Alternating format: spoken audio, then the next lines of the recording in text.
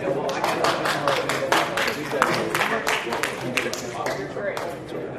Board of Trustees can sit down, please.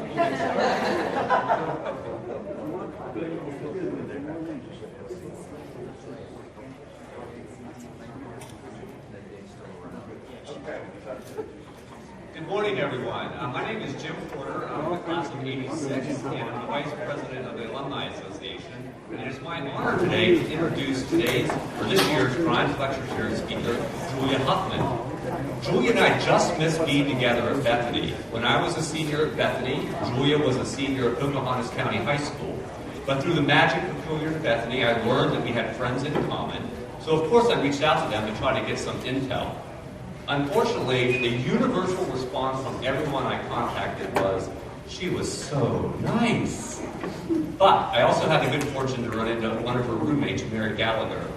And so I do have some information, but I think it's probably better just to leave it that Julia was a big fan of Philadelphia food. And there's a story there that we don't need to get into. But we're really happy today to have welcome Julia back to campus. Julia Huffman is an award-winning independent documentary filmmaker and digital content creator who her work focuses on social and environmental issues, including her recent film about wolves. Her feature directorial debut, Medicine of the Wolf, won the Grand Jury Award at the Arizona International Film Festival, the Best of Festival and Audience Choice Award at the Minneapolis International Film Festival, the Audience Choice Award at the G2 Green Earth Film Festival in LA. Medicine of the Wolf is distributed by Gravitas Ventures and is streaming on Hulu and Amazon Prime. Her work has been endorsed by Dr. Jane Goodall, Pulitzer Prize winner Louise Erdrich, James Taylor, Bonnie Raitt, Graham Nash, and others. She has her own IMDb page, which put me over the top as far as fandom is concerned. She's currently working on a documentary about her mother, Beth Little, who's in the front row and came up from Pocahontas County today. Another pioneer. And as they say, legends beget legends. And so welcome, Ms. Little, to be here. You did a good job with your daughter, so thank you for that. When I met Julia for the first time yesterday, two words really came to mind: charisma and courage. Her megawatt personality and energy could power the Upper Ohio Valley for the next 5 years. And her courage, I think, is demonstrated in several ways. First, by daring to come to Bethany in the first place. Second, by daring to enter a field that's brutal and competitive and is particularly difficult for women to succeed in. Then she showed courage by tackling subjects that are important, matter, and really move the needle. And finally, she has courage by daring to succeed. So it's my honor today to introduce Julia Huffman, who's going to give the Grimes Lecture Series today. Julia?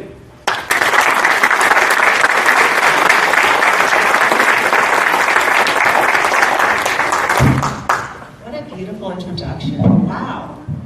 Don't break the microphone. Hi! Good morning, everyone. I'm so happy to be here with you all today. Can you hear me okay? Yeah. Yes? Okay, great. Oh, my goodness. Did everybody have to get up? Not too early this morning, right? It's okay? So far, so good? Everybody waking up? Got coffee? Okay, great. So yeah, I'm just grateful to be here. I was walking up campus yesterday and just how many alumni are in the audience today? Whew. All right. Anybody from the 90s here today? Oh, I see you. I see you. That was 1990. And just coming up into the campus today, all these stories and memories, right? And just come flooding back. Just so much happened for me here at Bethany. I came to Bethany, I was 17 years old, and I wanted to be a news anchor, which I didn't end up doing, as you can tell. But I found my way here at Bethany, and I grew in Bethany, and I started dreaming here at Bethany College of what I might become. So I have a lot of admiration for Bethany College, and really a lot of love in my heart for Bethany. And I was walking up that big hill, and it's so beautiful, and my knees told me it wasn't yesterday. They did. And I was Instagram the other day, and I heard somebody say, I'm 50, but I'm not dead yet. So thank you, Bethany College, for helping to affirm I am still alive and kicking and have something to say. So I appreciate you. I also want to make sure I thank the Bethany Alumni Council for having me today. Angie, thank you so much. And thank you for that beautiful introduction. It's just a thrill to be back. I got to be honest. I'm really thrilled and excited. Today I'm going to talk about something I enjoy talking about, which is finding my purpose and calling. And believe it or not, it has something to do with Alexandra Campbell. And I'm going to share that with you in a little bit. But I found my purpose and calling actually in documentary filmmaking. And that was a big thrill for me. And part of my story is also how it's never too late to find your purpose and calling, because I started finding mine kind of in the middle-aged area. I did a lot of fun stuff, but I always wanted to kind of tell my own story, and I just want to share with you how I finally got to do that. And Bethany is involved in that. So I'm going to share my story with you, but first I'd like to share two quotes that I just love.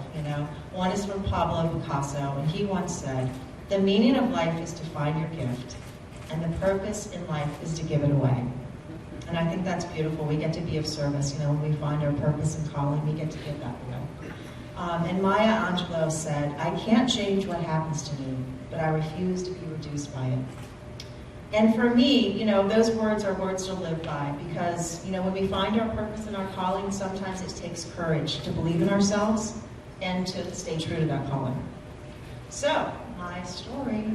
I was born in Los Angeles, California, and my birth mother at the time was 19. She was pregnant with me, and after much hand-wringing, I'm sure, she chose to place me for adoption. And I was put into a foster home. I was there for 3 months. And eventually I was brought into my new home with my mother, Beth, who's here today, my father, and my brother. And they gave, I can't look at my mom. I can't look at her. That's just too much. Don't do that. With my father, my brother, and they gave me a really loving home. And I was a seemingly healthy child on the inside. But let's do that the other way. See, don't look at your mother when you're trying to give a presentation. She'll screw you up.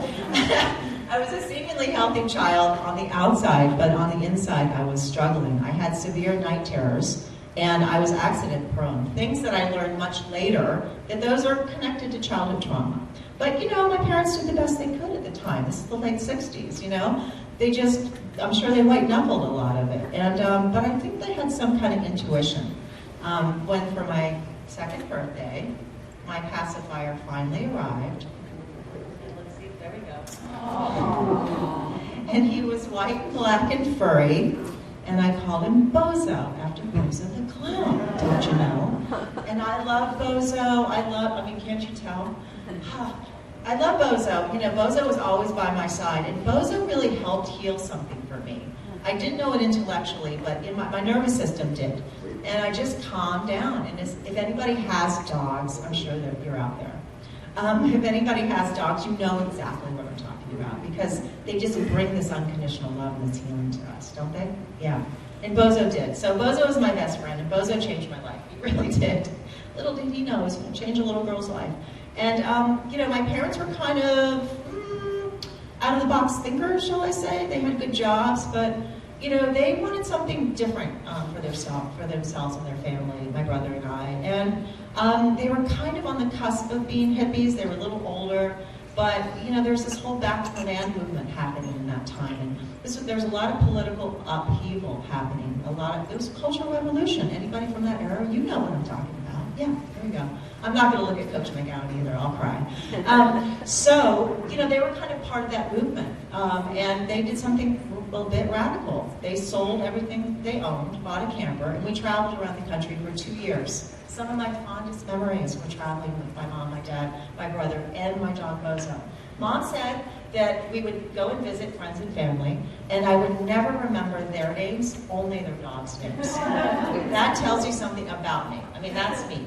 So anyway, we ended up in beautiful southern West Virginia, Appalachia, Pocahontas County, West Virginia.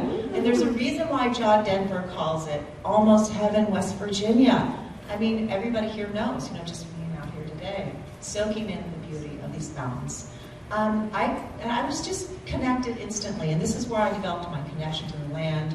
With Bozo on my side, it was a magical time for me. It was a spiritual connection that I had. I didn't know it intellectually, but I did know it in my heart. And two quotes come to mind for me for that time. One is from Jim Harrison, and he says, "Intimacy with the natural world is a more than satisfactory replacement for religion." And Wendell Berry wrote, "In the stillness of trees, I am home." And that was really my childhood in a nutshell. My mom also was smart, Syracuse grad. Gotta plug it, Mom. She read to us. She read Narnia Chronicles, Lord of the Rings. We always had National Geographic magazines around, and she read those to me as well. And so this is where my imagination kind of went wild, with Mom reading to me. And I started kind of sort of being a storyteller in my mind, And so I remember Mom read to me about wolves in the Arctic, I remember that, and I remember her reading about Dr. Jane Goodall, and I wanted to be Dr. Jane Goodall. I did. I mean, she was my idol, still is today. But the work she was doing for animals and chimpanzees in particular was so inspiring to me. I already had that connection with Bozo, and something just came alive in me when I heard about this woman, right, who had this strong voice for animals. I was moved and impressed. Anyway, tragedy struck one day though. My world really did come crashing down when my dad came home and told me that my dog Bozo had been shot and killed. Whew, I still get emotional thinking about it. So I was devastated. I really was. It was very, very hard for me. A pivotal time in my life. Sometimes you don't realize it until you look back. And it chokes me up still today. But I did the best I could, at that time. And you move on, you deal with it the best that you can. And I did. But my mom said, I would always rescue animals. I think it's a coping mechanism, kind of, and also just who I am. My fiance knows this. I just rescue all the spiders and everything in the house and put them outside. It's just who I am. But I remember spiders and bugs and robins and chipmunks, and I remember the look on my mom's face. We had moved to Philadelphia, and Mom became a single mom and was raising 2 kids. My parents split, and I remember the look on my mom's face when I came home with the German Shepherd. She was like, but that's just kind of who I was and how I moved in the world. But we moved to Philadelphia. My parents split, and we healed. It took some time, but we started healing. That's when I got into art, and that's when I got into gymnastics and dance. And there was this artist dying to come out, and that's where I got to explore that part of myself. And Mom had a really good job, and Mom made another bold move. This is a trend in my family. This is. When I started doing this presentation, I went, God, you see some trends in your family. The trend in my family was making bold moves. So Mom made another one. She got an offer to get a free ride at Wharton Business School to get a master's degree, and they're going to pay for her time. They're going to give her a job. And Mom turned it down. She did. She turned it down. Why? Well, I'm making a film about Mom right now, so I know. She told me. She said she didn't want people to own her time. Is that a radical thing or what? Maybe there's some, self-employed people in the room who can get it, or some, ex-hippies, or, you get it. But that's what Mom did, And today, I look back on that and I really admire my mother, because I realized that Mom was an example of following her purpose and her calling. And I'm sure there was a lot of time and decision making that went into that, and I'm sure she was also thinking about her kids. But she did, and we moved back to West Virginia, because Mom always had her heart in West Virginia. We moved back to West Virginia, and I had made friends in Philly, so it was hard. It's been hard for me to come back to West Virginia. And by that time, I was in high school, and you start taking tests, and you need to pass tests and things like that in high school. And what I realized in that process was I was really bad at taking tests. And I was so bad at taking tests that I would sit down to take a test and the room would spin. And I would start sweating. And all the sentences would literally get jumbled up. And you just you don't want to talk about it. You don't really want to tell anybody about it. When you're a teenager, you just kind of want to keep it under the radar. So that's what I did. I tried to keep it on the radar. But the thing about that is I did start developing some shame, and there's healthy shame, and there's shame that makes you kind of be withdrawn and removed, and defensive. And so that's kind of what I became as a teenager. I didn't want you to know, that I kind of had this flaw, So you white knuckle, right? That's kind of what we do sometimes in life. I white knuckled it, and 2 things saved me: sports, and I got an internship at a radio station. So I could pass the ball. Coach McGowan is here, so maybe he remembers. I don't know. I could pass the ball, I could steal the ball, could not shoot goals for the life of me, but I was really fast and I could get that ball. So I could do that. I was fast, I was in track. We went to state track meet, had a great track team in high school. And I internshiped at the radio station, and there was a general manager there. And my kind of early young adulthood is, for me, that what changed the trajectory of my life was people in my life seeing things in me that I didn't see in myself. You know, because again, I was a little shut down teenager, afraid you'd see how stupid I was. So, you know, it took a while for me to come out of my shell. But the general manager's like, you need to get your DJ license. And you need to do this. Come fiddling around, playing music and having fun. He's like, you need to do that. And I'm like, oh no, I'm too cool for that. No, you know, because I was afraid. So finally he just pushed me enough that I went, I'll do it. So I did it and I got my license. And so that just changed things for me. I was doing DJ shows, I was interviewing people, and then all of a sudden something shifted where people started opening up to me. And I went, oh, this is interesting, you know? Okay, there's something happening here. And I realized years later when I'm being interviewed by a woman named Julie Harris, I'm gonna plug her right now. Julie Harris, she has a podcast, The Other 50%. Great gal, great podcast. And she's like, that's your superpower. And I'm like, what? She's like, interviewing people, that is your superpower. And I went, oh my God, you're right. Why didn't I know that, you know? And I just want to say that you all have superpowers too, right? And you may already know what they are, but it's good when somebody reminds you that we all have them. So anyway, that was my superpower, and I decided I wanted to be Maria Shriver, and I wanted to be a news anchor. You know, because people said I looked like Maria Shriver, and I was 17, and that sounded good, and maybe I'll just be a news anchor, and that'll be great. So I won the lottery when I got into Bethany College. And that's all she wrote. No, I won the lottery when I got into Bethany College. It was perfect for somebody like me. It really, really was. And, you know, I went and worked at the TV station. I went and worked at the radio station. You know, I did all these things, and kind of a miracle happened for me here at Bethany. Like, you know, I said I had that test taking thing. Well, what happened for me at Bethany is just, it's kind of like that thing of, you know, other people love us until we can love ourselves kind of thing. It really was for me at Bethany, you know. I was in a sorority, I was in Zeta, go Zeta. I also made lifelong friends here at Bethany. I've been to your weddings, and sadly I've been to a few funerals. But, you know, that's the kind of friendships I made here at Bethany. And so, very insecure, worried you're gonna see how flawed I was, 17-year-old, eventually started growing and developing and believing in myself, you know? And that happened here on campus for me. I mean, if you think about being 17 and living alone, you know, today, and I go, gosh, you know, that's kind of a big deal, you know? But I had enough happening here, enough engagement, and the professors here were so, they knew you, they knew your name. You know, you couldn't hide. You couldn't hide at Bethany. And that was a really good thing for me, because I think I would have not done well at a big school. Somebody like me would not have done that well at a big school. Bethany was perfect for me. I wasn't just graded on my test taking here. I was graded on my journaling. I was graded on my creative writing. You know, I gave presentations, and slowly I went, hey, maybe my voice matters. Maybe, you know, maybe I do have something to say. And so fast forward to, we take comprehensives at the end, like we have to take this big test that covers all our subject, our major. Terrified. My old roommates here. We were on 2nd Avenue in our apartment, and I organized my shoe closet 500 times. I got gray hair. I really did. I started going gray. That's how scared I was. But you know what? I took the test and I did okay. So, I mean, to me, I know for some people that's like, oh, whatever. For me, it was huge, monumental in my life. I felt so good about that. So I left Bethany a little taller, a little more confident.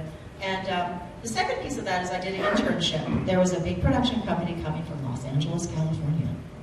And they were called Journey Productions. And they were doing a film called Wrestling with God. And then we're going to get to, I went the other way. Let's try this. Yeah, there we are. So they were doing, this is the Alexander Campbell part. So they were doing a film called Wrestling with God. The director's name is Jerry Jackson, who is still a friend of mine. He became a mentor of mine. And this is all about Alexander Campbell's life, the founder of Bethany. Who knew? I learned so much about him making this film. And the thing that I loved about Wrestling with God is this really is about Alexander Campbell finding his purpose and being true to his voice and his calling. And it's just a beautiful, beautiful, beautiful story. And I was very proud to be a part of this production. And the thing I learned about, that's the Greek here, by the way. That's me in the hat and the camera person and the grip guy. And we're getting ready for a scene that we're going to do, a baptism scene down here at the creek. And so everything that can go wrong in independent filmmaking does. That's what I learned when I did the internship with this production company. And guess what? Because we had a fearless leader who led with his heart, and because I believed in what he was doing, and everybody else did too, we were like this, you know? We did 15-hour days. We went to sleep wet and tired and exhausted, got up at 5 a.m., drank coffee, ran, you know? And I was so excited and inspired because all of a sudden I'm going, ooh, filmmaking. Oh, you know, telling these stories, they're so passionate about it, beautiful stories. We're all doing it together. A soccer player, you know, team getting together, it just appealed to me. And Jerry, I mean, the leader has a lot to do with it. The leader has a lot to do with film, independent, anything really, but, you know, the leader was, I would go to the end of the world for Jerry, you know, probably still to this day, actually. So I was bitten by the bug. I was bitten by the bug, that's me. I was bitten by the bug when I left Bethany. The guy on my right is Bill Haynes. He's 98 years young. He was Bill and Julie from Days of Our Lives. Him and his wife, Susan Seaforth Haynes, were the stars. And that's David Aykroyd on the right. And yeah, that's in one of the churches here, I think, in the town of Bethany. It's been a long time. I'm trying to remember. But that's something else. So I left Bethany just like, all right, bitten by the bug. Maybe I can be a filmmaker. How am I going to do that? I don't really know. But that was how I felt. So I left Bethany and I worked at a TV station for a little bit. And then, of course, I had to make a radical big move because that's what my family does. So I sold everything that I owned. Hi, Julie. My friend from Huntington, West Virginia is here. She helped me do a yard sale. Sold everything that I owned, put everything on top of my U-Haul, on top of my Subaru station wagon, and went exactly the opposite of the direction my parents went 22 years later, to LA. I had to go back to LA. I just, you know, it's one of those things where you get the whisper and it gets louder and louder and louder, and hopefully we learn not to deny the whisper because it usually means something. This definitely meant something, so I just couldn't deny it any longer and drove back. I called myself the Beverly Hillbillies though because it took me a little while to really like do the LA thing. You know, it's different. So I got to LA, and there's a lot there, too much to tell you everything, but a lot happened in LA, and it took me 2 years to learn how to drive. I mean, it did. It took me 2 years to learn how to drive in LA, and everybody's beautiful, so that wasn't bad, and then it's kind of a stereotype. But I remember the first year, Mary remembers this, the first year that I went there, in the same week, I saw Arnold Schwarzenegger and Tom Cruise, and I went, all right. Yeah, cool. I can get used to this, no problem. Remember Mary? And my friend Mary, who's here, my roommate, she came to visit. We were in a hotel, and she's from New Jersey. Tom Cruise is from New Jersey. And so we're literally just coming down the escalator, and we look down. There's Tom Cruise looking at us. It was kind of a cool moment, right? It was an LA moment. Yeah, we had an LA moment. So I've had lots of LA moments, but the thing about LA is you kind of just try to find, like any big cities, you try to find your tribe. You try to find your people. And I actually went and visited my friend Jerry Jackson, who was a director in Wrestling with God. He had a pretty major health issue. So I went to visit him to see how he was doing. And he gave me the best advice I've ever gotten. And I try to, if anybody would say, what's the best advice that you would give to somebody? This is the advice that I would give you. And it's this: draw a circle and put everyone in the center of that circle who's in your corner. I mean people that you can tell the truth to, people that are going to be straight with you, but people who love you unconditionally, you know? And, you know, people went in and out of that circle for me, but a lot of people stayed in that circle. And I was an artist inside, this artist, you know, filmmaker maybe, artist wanting to come out. And so I just spent a lot of time pursuing that, you know? And a lot of that was making a lot of mistakes and trying things out and bringing my work to that circle and saying, what do you think, you know? And I think mistakes are really underrated, personally. I like to talk about, I teach, so I like to talk about this. You know, for someone like me who had a lot of shame, it was hard for me to make mistakes when I was younger. But what I learned as an artist is that they're absolutely essential. You have to go way past what you think you can even go to find out where you want to be as an artist. You know, I think as a person, personally, but I'm talking about my own personal story, being an artist. And so I just played, and I practiced, and I brought people my work, and made mistakes, and you know, somebody from Bethany helped me work on a film that became my film school. We drove all over PA and West Virginia. Her name was Mary Fanto. She has passed, but so many people love Mary. A wonderful, wonderful friend, always in your corner. You know, so I just did things like that. And you know, I worked my way up. I was in PA, in production. I worked for other people, and I ended up being a producer. And I worked for HGTV. And my favorite thing about HGTV is that I got to call people and say, you have just won a $15,000 makeover. And I used to say that working for HGTV is like playing God, because you always felt like you were bringing the best news to people. So that was really, really fun. I love that. I loved working for HGTV, but I wanted to do my own thing.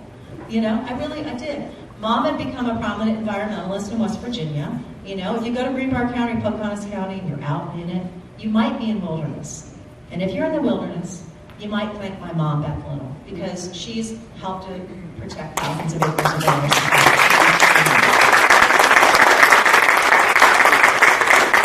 Brag about our parents. So, that was a tough act to follow. It really was. Which is a quality problem. So I knew I never forgot about Bozo. I never forgot about my connection to the land. You know, but I wanted to say something. I was always saying something for other people, and that's okay. But what did I have to say? What did I want to say to the world? There's a lot swirling inside, you know, but you eventually kind of got to pick something. And I was looking at midlife, and I'm looking at midlife, and I'm going, is this it for me? You know, just working for other people and doing their thing? Maybe. I didn't really want that to happen, but maybe that was happening. But, you know, one day it just, boom, that was it. I knew what it was, you know. I was searching for a long time. What is it going to be? But I knew what it was. Crazy enough, if you would have told me, you know, like a year before that, Julia, you're going to do a wolf film. You're going to make that wolf film. After that wolf film, you're going to be traveling around the country with other environmental groups, and you're speaking for the wolf. And you're going to do a TED Talk. And. I would have been like, really? I didn't know. I didn't see that for myself. Really? Okay, sure. Yeah, it would have been hard for me to have seen that. That's exactly what happened. But I think a lot of that has to do with all the life I lived. You know, I woke up one day and told my partner, I'm going to make a wolf film. He's like, and Julia did.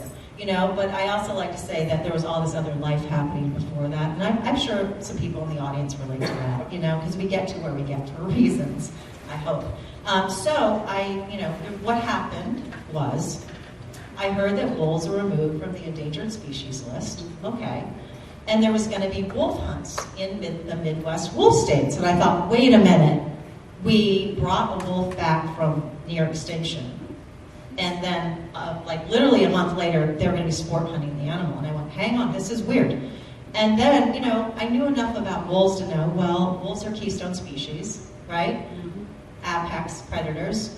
Sharks are too. You take those out of ecosystems and it collapses. Okay, I knew that.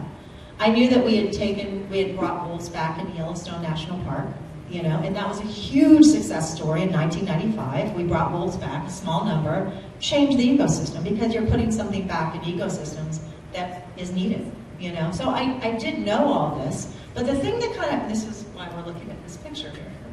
The thing that changed really was a game changer for me, when the hair stands up on your arms.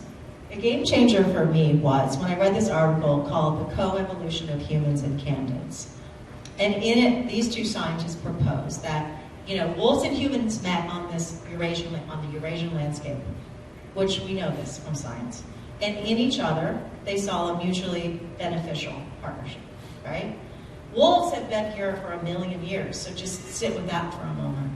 Just all the wisdom that they have, right? And we met up with the wolf.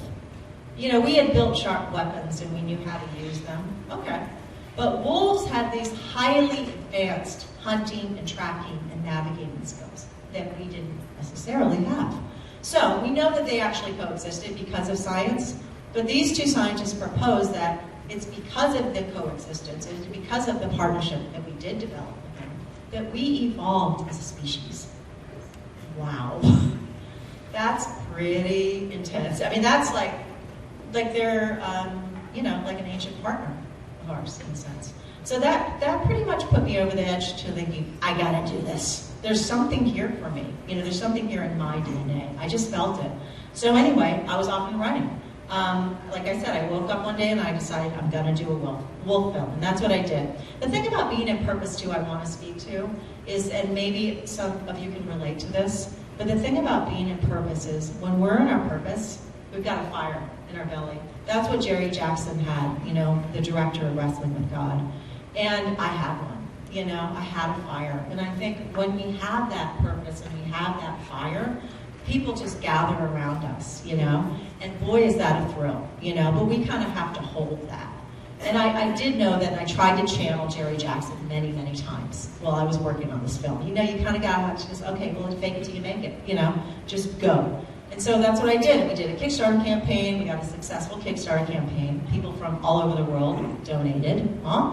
We got a grant from the Humane Society of the United States, so we got that. And then people just out of the woodwork that I admire showed up after we got the Kickstarter out and just supported it, and I was like, it was just fueling me. Okay, I guess I'm on to something.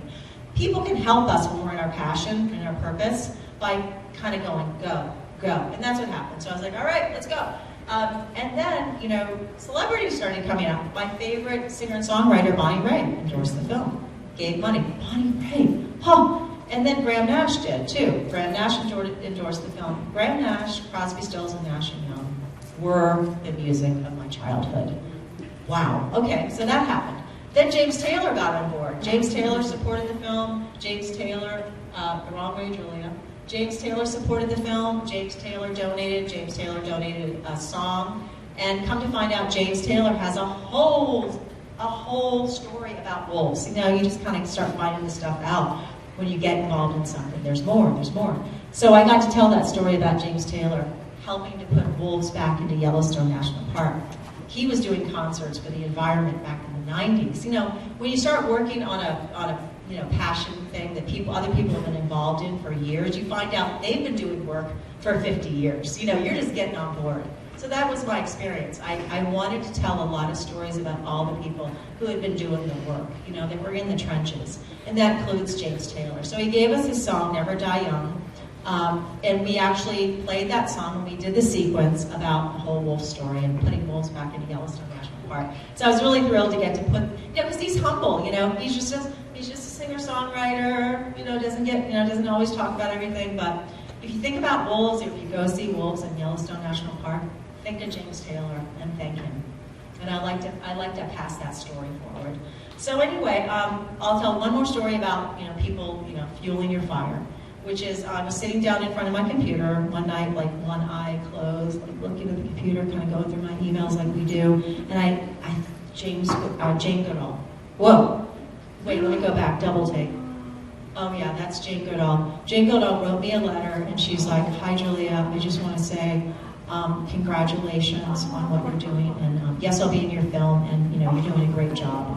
And I was like, two feelings were, the first one was elation. I mean, like, pinch me. I mean, I don't even remember my fiance was home. I think I was dancing around the house for 2 hours. But the second feeling was pure terror, because now I have to pull it off. So, you kind of, you're just working with all those things, especially the first time around. I'm sure a lot of people relate to this. You gotta wing it. But if Jane Goodall says, good job, boy, I better perform. Like, all right, I gotta do this now. So it was a thrill. And so I decided I was gonna make the film in Minnesota because of several reasons. We had timber wolves, the most timber wolves. We brought wolves back from extinction. That we had the most wolves that were brought back into Minnesota, and I wanted to talk about the timber wolves, of course, the subject of my film, and two other reasons. I found two main subjects for the film. One was world-renowned National Geographic photographer Jim Brandenburg, who's been on the ground studying wolves for longer than anyone known in history. And Jim said yes. So I was like, oh, Jim said yes. The second, the other reason why Minnesota is because a man named Larry Stillday from the Red Lake Nation the Anishinaabe people said yes. It was very important to me that I had the voice of the indigenous cultures when I was going to talk about the wolf. Because there is a deep, and I learned even more so, spiritual connection that most indigenous cultures have, particularly the Ojibwe community, the Anishinaabes. So I sent many letters to Larry Stillday, and he finally said yes. And he said yes, I think what pushed him over the edge is I sent him a note about a wolf dream I had. I had a very, very prominent wolf dream around the time I started working on this film. And he keyed into that because that's something they take really seriously. And so he said yes. So it was really, I was off and running. I had to go to Minnesota and work on this film. I had money. It's never enough in independent filmmaking, but I had a mission, and Jane Goodall said I could do it. So I go to Minnesota and get my crew together in Minnesota, and we're going, we're moving, we're shaking, and then everything that can go wrong did go wrong. But I tried to remember Jerry Jackson and the flooding in Bethany and all the things that go wrong. And just, you can do this, so you just kind of make it happen. It dumped the snow. It dumped 12 inches of snow. I should have known this in Minnesota, right? Well, I'm thinking about other things. It dumped snow. And the first day we're driving up to northern Minnesota, we get stuck in a snowbank. Me and my Minnesota camera guy, luckily I was with Minnesota. So we figured it out. We got out of the snowbank. And then the next day, we couldn't get around in that much snow, so I had to go back to town to get the snowshoes. Did that, check. And then the thing about mistakes, like I was saying, is they can be the best kind. You just kind of just get through it. So we got through it. Then we're out on Jim Brandenburg's 1,000 acres of beautiful, beautiful land. He's skiing. This is cinematic stuff. I mean, just the trees are glistening. The sun came out. The most beautiful, incredible footage ever on Jim's property, and it was all because it dumped snow, and it was just twinkling in the trees. And so, yeah, I just love saying, you just gotta wait, it might be the best thing. Just try to roll with it. So we did. So I interviewed Jim Brandenburg, and Jim Brandenburg, he basically, because of Jim Brandenburg's photographs, and because of who Jim Brandenburg is, he's in that circle now for me. He has been for a while. He's a mentor and a friend, and I go to him, and I went to him while I was working on this film, and we just, ask him, what am I going to do? Jim would always say, go big, Julia. Okay, Jim. So I tried. Anyway, Jim calls the wolf the most persecuted animal on the planet, And Jim, like I said, has been living with wolves longer than anyone in history. Jim had a dream, too. Jim had a dream. He was born on the prairie and in Minnesota, and he had a dream that he was going to live in North Minnesota in wolf country in a little cabin around wolves. Well, Jim walked right into that dream. Sometimes it takes other people like me a little longer. Jim knew exactly what it was, and that's what he did. Jim just got a very prominent National Geographic Award, a Lifetime Achievement Award, and I like to brag on my friends if you can't tell. But they're coveted awards. Very few of those are given out, but that says something about Jim Brandenburg's work. Jim Brandenburg lived in the Arctic with wolves for 2 years in the 80s, and his film White Wolf won lots of awards. And like I said, Jim helped us understand wolves, and Jim really helped him start busting that Little Red Riding Hood fairy tale that we've been told our whole lives. And that takes some time because you repeat something long enough, people start believing you. And Jim always said that wolves are much more afraid of us than we should be of them. And that's just the truth. And science has proven it. But Jim told some great stories, and Jim really was the voice of medicine on wolf. And he's a dear friend, and I admire Jim so much. This is one of Jim's pictures. This is a timber wolf taken on Jim's property. And as I mentioned, Jim called these wolves his family and friends. And that's no joke. He really did. And I think that's why it's very rare to see these kinds of photos when it comes to wolves. And I believe that's because of the energy Jim brings to his work. And I said to Jim one time, Jim, what do you tell, people want to have, they want to ask Jim 5 million questions. He's kind of a celebrity, because of his photography. And I said, Jim, what do you tell people when they say, like, how do you take the best picture? How do you do it, Jim? And he said, I just say you have to care. You have to care. Sounds so simple, but, right? It makes sense. It makes sense to me, and I feel like you can see that in Jim's pictures. So we finished with Jim. He gave a great interview. We zoomed across Minnesota to go to the Red Lake Nation, and we met Larry Steelday. The Indian name is Chi Mayangan, which means big wolf. It's an elder from the Red Lake Nation, like I said, and many people looked up to this man, you know. He helped many, many people, you know. He was a teacher in his community, and he's since died, but, you know, I'd like to think that he's here in spirit with me today, truly. He became somebody part of that circle for me as well, that I went to make sure I was on track, you know. And to the Anishinaabe people, there is no separation between them and the wolf. The wolf is a teacher for them. It's like a totem. And the wolf is part of their creation story, which is their original stories, you know. And so that's how close the relationship is with the wolf. And so I took that very seriously, and he became a big part of my film. And in a sense, an advisor to me, and there's things that happen in that are just personal for me, but he became that kind of friend that I went to for certain things. And I think sometimes we work on one thing, and it ends up becoming something else too for us to learn. And you hear a lot of documentary filmmakers in particular talking about that what we're drawn to, there's things in us that we need to learn about ourselves. So that I kind of went on that journey too in this story. So I used to sit back in the room and watch the film and cry, you know, and I didn't want anybody to see me, you know, because I'm like, oh, the filmmaker's in the back crying. But I did, you know, because it was that heart-moving for me and such a heart-moving experience. So Larry had a big impact on me.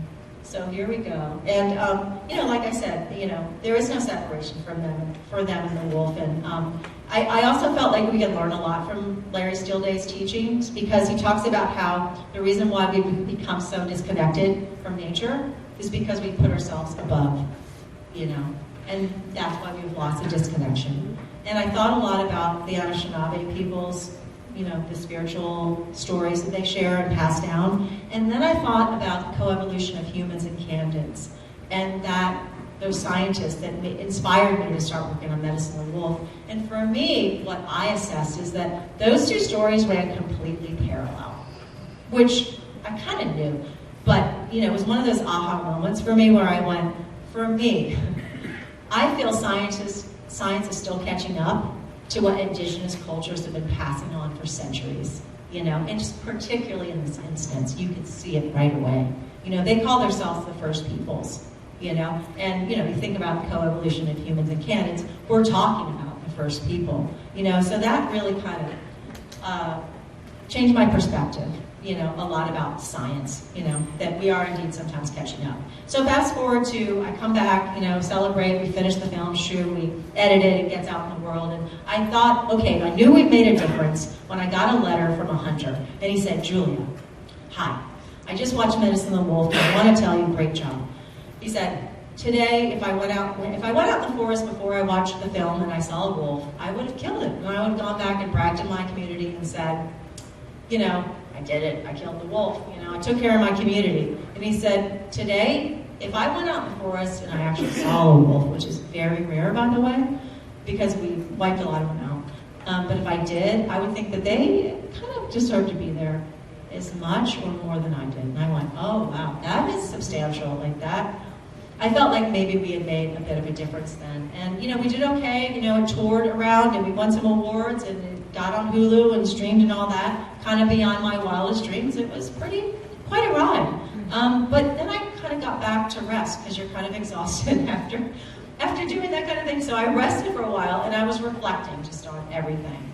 And sometimes I think we do that, you know, just look back and we can get a little different perspective on what was all that and why, you know, try to find more meaning or what did it all mean kind of thing.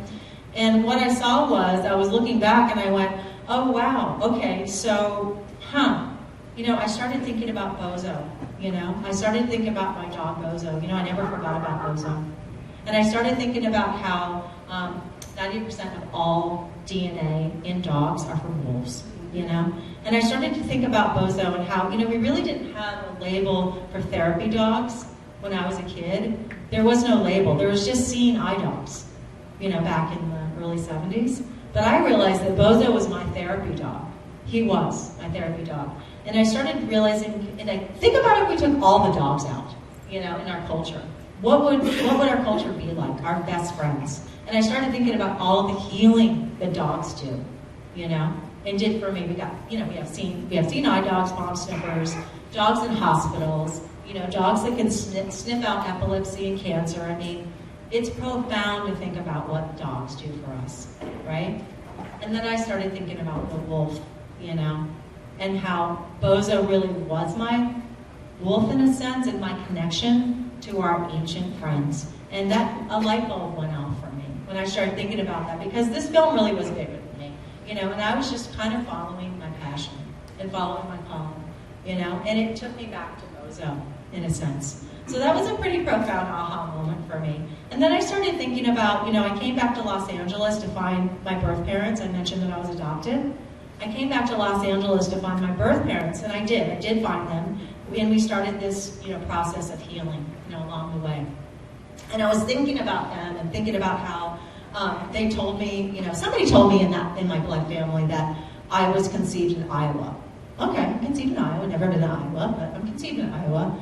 And then after I made Medicine of the Wolf, they're like, no, you were actually conceived in Minnesota. And I went, what? Minnesota? You're kidding me.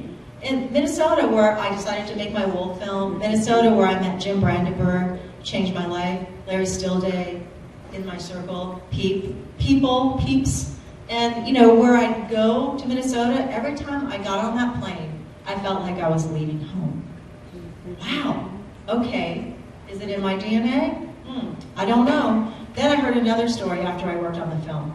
And my aunt told me this, that my grandmother, who I never met, my blood grandmother, used to stand on the front porch, and the wash rag would freeze in her hand because she'd be listening and listening to the wolves howl. So, I don't intellectually know what this all means. I can't wrap it up in like this nice, neat box, perfect bow. But I can say this, that, I was called, to do this.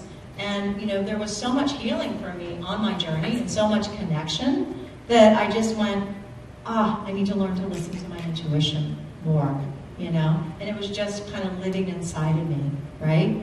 And sometimes it takes some time for us to listen to that whisper, and to trust that whisper.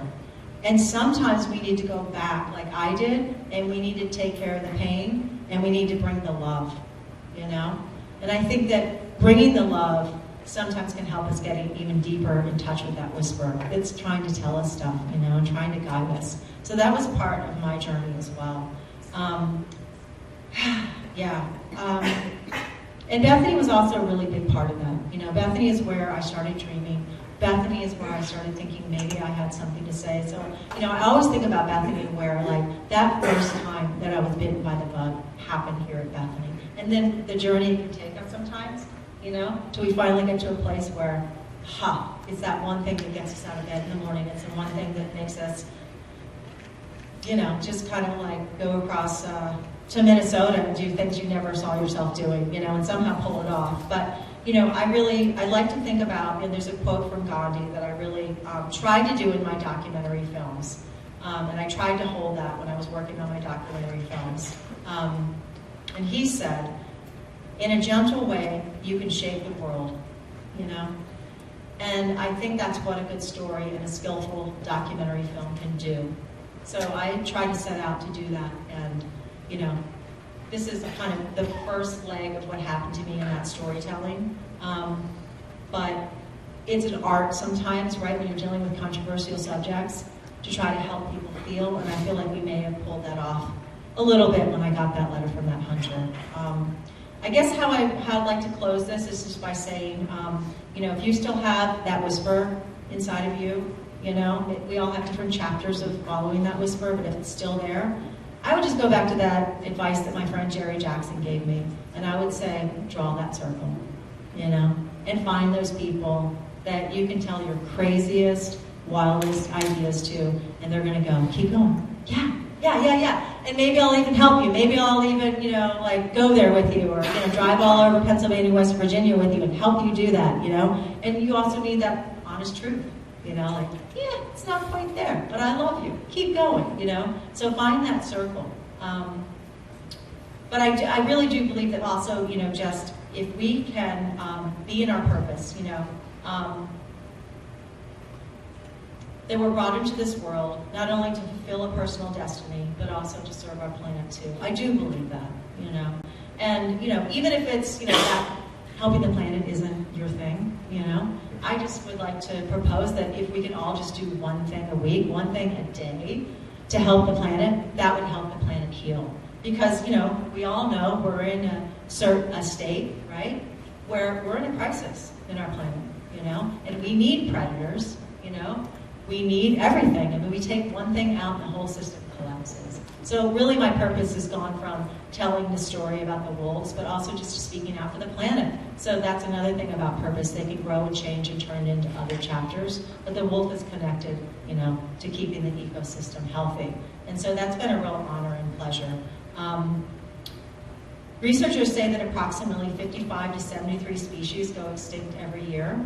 And right now, if a wolf steps out of Yellowstone National Park, just steps out, it can be shot, trapped, and its hide displayed on Facebook as some kind of bragging right.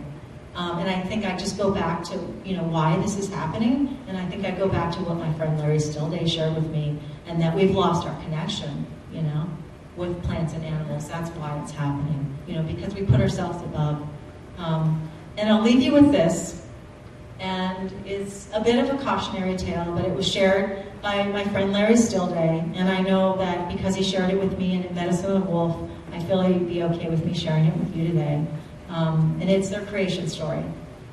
In the beginning, why can't I remember it? And in the beginning, the wolf and humans roamed the earth, naming everything, the plants and the animals. Naming everything. And when they were finished naming everything, the Creator said, now you must go your separate ways. But remember this, whatever happens to the wolf, it happens to you. And whatever happens to you, it happens to the wolf. And I would just add, for me and my story, and remember, the wolf is in your living room. Thank you.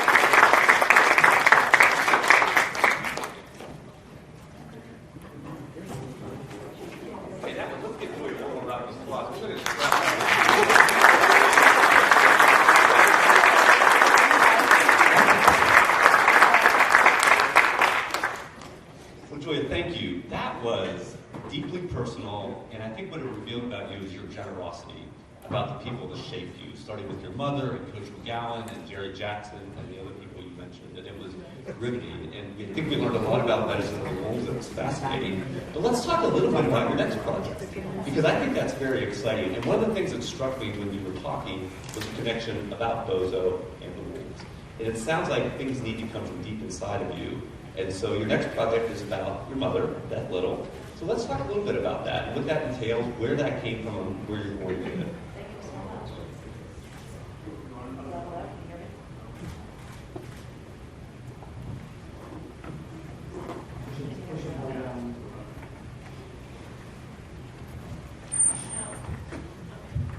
so much. Hi. Okay, we're working now. Thank you so much. This other story about Mom and me has been, as you can tell, things brew inside of me for a while. It's been brewing for a long time. And, they say in documentary filmmaking that everybody kind of asks you, like, what are you doing? Because these things take time. But the average time for one documentary is 7 years to prepare for it. So I always like to tell people that, like, we're not doing nothing. There's sometimes you have to sit with something for a long time to kind of find out which direction you really want to take, and you grow and you change. It's like trying to write a book or something, right? Your perspective changes as you grow. So it's been a long time coming that I've thought about making this film, but Mom and I are getting older, and that motivated me to go, you know what? I don't want to wait any longer. I don't want to wait any longer to ask Mom the questions that I always wanted to ask her. And there were some things that I just needed to, I wanted to, and I feel that, there's that saying, to know ourselves, we need to know our mothers, and I do believe that, even as an adopted person, Mom raised me, so learning more about Mom has helped me understand myself better, And that's kind of a message. And we also really share the environmental perspective. And, you know, I kind of went off and did my own thing, but I wanted to kind of piece those two together. And it's also a love letter to West Virginia. You know, even though I left when I was in, I left after pretty much after college, but I always came back and visited Mom. And, you know, it was a spiritual connection for me, the land. And when I go back home, you know, Mom knows this. It's a spiritual experience in a sense, you know. Not everything's a spiritual experience, don't get me wrong. But you know, that connection to the land, you know, and I got to tell that story. I'm gonna plug it. So I'm doing a GoFundMe.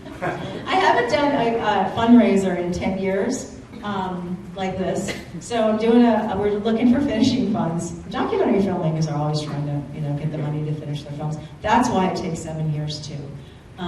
Because I like to tell my own stories, and I don't like necessarily to have somebody come in and kind of orchestrate it before I'm clear on it. So, you know, you can do that and get funding. But I think when you make one movie and you did it on your own, you're like, I kind of want to do that same thing. It's kind of like running your own business. You kind of want to do that same thing. So we're raising funds. It's on GoFundMe. If you want to support grassroots West Virginia female-led film, it's Julia Huffman on GoFundMe. And the documentary is called Mother, Daughter, Earth. So are you finding it easier this time around to raise money because you're now a known commodity and you've proven yourself? Or is it starting in this business, is it starting from scratch every time? God, that's a great question. Yeah, I mean, it's kind of a mixed bag. It's a mixed bag. Because you always, I don't know if anybody else has fundraised here, you kind of have a feeling like, is anybody gonna, you know, you kind of wonder, right? If you haven't put any feelers out in a while, you wonder, like, does anybody know I'm still a storyteller? It's a little, but I was lucky. I mean, a lot of people came out and supported it. So it's a bit of a mixed bag. The thing about fundraising too, which is like a whole other thing, yeah, you know, you have to have the right platform. You got to make sure you're getting, you know, the information out. So you kind of have to have this marketing PR machine behind it. It's not really my thing. So how do you go about doing yes. that then? So your skill as an artist, your vision, how then do you bring people around you that help you with those parts that you don't love as much, but you have to do? Money. Right. No, it's a good question. Yeah, it's a good question. I mean, if it's something where I'm bringing other people in to help me with that stage, we'll collaborate and, you know, create, you know, I'll let them, okay, you do the webpage, I'll do this, right? I'm an independent filmmaker, so I do a lot of stuff by myself. You know? Do you have a sense of the timeline for this next project? And when do you think we'll see it? That's a great question. Yeah.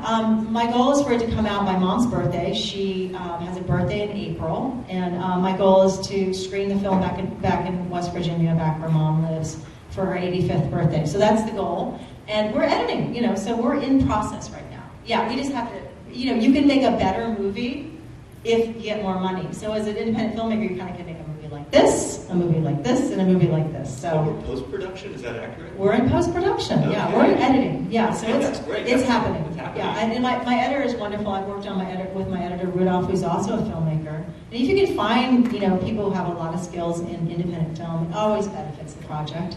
Yeah. But he's a filmmaker in his own right, and he's the editor for my film. So we literally read each other's minds. You know, it's like, oh, I was like, yeah, you too? Okay, great. So we have that, which helps when you don't have a lot of money, because you don't have time, you know? Do you have any advice for aspiring filmmakers? I know Bethany's always had a very robust theater program, and there's still people here that really care about theater. What about people that want to get into documentary filmmaking or filmmaking in general? What sort of advice would you give to people watching? If you want to get into filmmaking, obviously watch a lot of movies, you know, try to figure out what it is that you're, like for me, mine was documentary filmmaking. You know, I knew that it's documentary filmmaking. I want to make documentaries because I feel like there's more of an ability to reach people and create change with documentary films. So that's kind of my thing. So find out what it is and just kind of move in that direction. Then go work on those projects. I mean, just like I did with, you know, it wasn't a documentary, but, you know, it was independent film. And just go and offer, you know, do it for free. You know, just get as much practice as you can, and you know, work on other people's projects until you're finally at a place where it's like you kind of have to do it, or the stars align or something. that it's time, but trust yourself, just trust that voice. If it's strong enough, you can find the right people, volunteer, just do what you can. Great. Yeah. So I know we're running a little bit short on time, but is there anything you'd like to say to wrap it up? And maybe you can take one or two questions from the audience, but is there anything you would like to really, any takeaways? I mean, your closing remarks were so powerful, it almost seems anticlimactic, but I wonder if there's anything else you would want to say to wrap it up? Or do you just want to move on to questions? I want to say that Coach McGowan, I'm so grateful for you.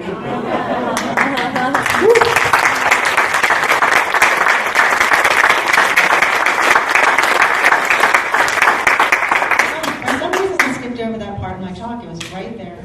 You mentioned it. Coach McGowan, you always had a smile on your face and a smile in your eyes and made us feel good. I never saw you irritated with us, and God knows you should have been.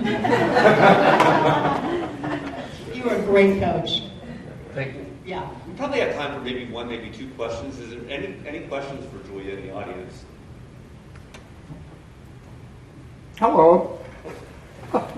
As a filmmaker, as you look into the technical side of things, how do you see AI fitting into the filmmaking at all?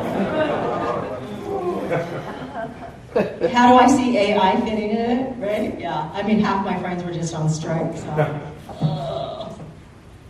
Wow. I mean, there's that part of, it's happening, right? So how can I figure out how to go with it? It's happening. But hopefully there's going to be those contracts that protect. So there's that part of wanting the protection for the artists. I'm an independent filmmaker. I'm an artist.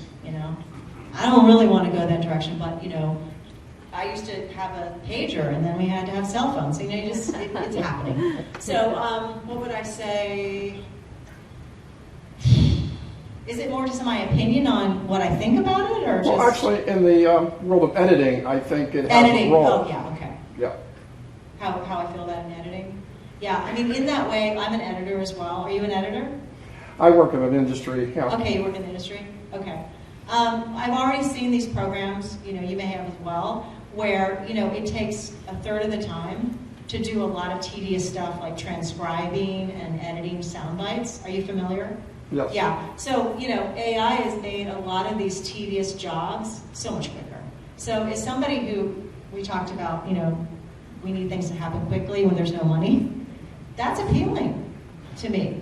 So I have seen the good in it, and I'm trying to get my cranky, older self on board to go, okay, there is good in this, technically, right? And, I'm kind of wait and see, but yeah, for sure with editing, I think it's going to be it may already be a game changer for us. Yeah, it's a game changer. Huh? It's a game changer. Yeah. Yeah. Any other questions? Yes. Could you share with us what you currently do as your day paying gig? Oh yeah, well I work for other people right now to make a living, and I worked with a great museum in Los Angeles. You can't talk about all that stuff for contract reasons, but yeah, I've done freelance work for a lot of different people, including a museum in Los Angeles, and also got to work with Sierra Club and make some films for them. So yeah, so you gotta get the bread and butter and to pay the bills and stuff. So yeah, I've been really fortunate, to work for other people and help them create what they want to create, and that's been fun, and that's different. That's different than doing it yourself, and hopefully you get more people and more funding that way. So that's also great. Yeah. Well, Julia, again, thank you very much. I thought this was a riveting conversation. I learned a lot, and I think it was a very valuable contribution from Bethany. Thank you so much for making the trip from LA. You probably get the award for traveling the furthest this weekend. Did I get Starbucks? I think Angie might have something for you with that. And again, another round of applause for Julia.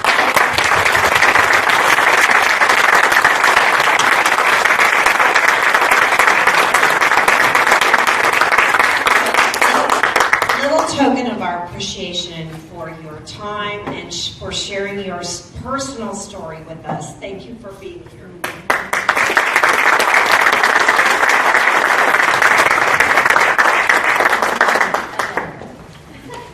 Thank you, Andrew. Coach McGowan. What are you doing? I'm living out as well. Oh, yeah. Working.